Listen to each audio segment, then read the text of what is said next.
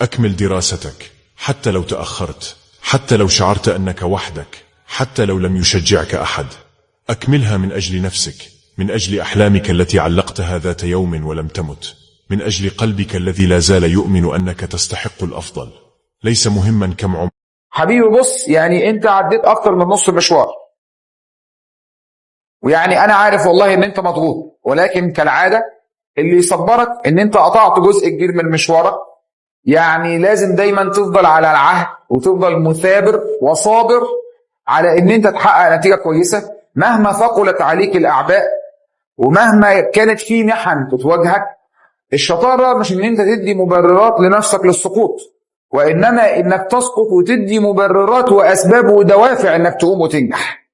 لكن ان انا هفضل متخاذل واقول والله اصل، فالحجج والاسباب والاعذار لا تنتهي.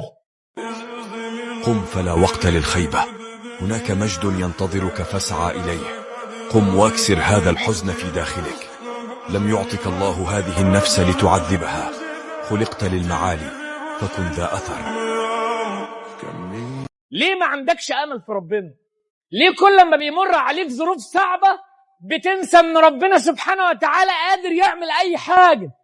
ربنا سبحانه وتعالى قادر يغير المشهد اللي انت شايف انه ما بيتغيرش، قادر يغير المشهد في لحظة. والله العظيم قادر يغير المشهد في لحظة.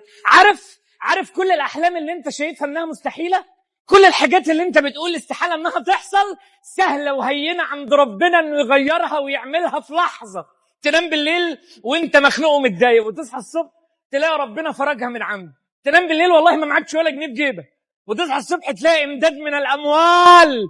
تنام بالليل كلهم متجمعين عليك وعمالين يقولوا انت لا، وتلاقي ربنا من فوق 7 سما قمر يضع الحب في قلوب العباد ويجمع الناس حواليك. تبقى على يقين ايوه ربنا قادر يغير المشهد.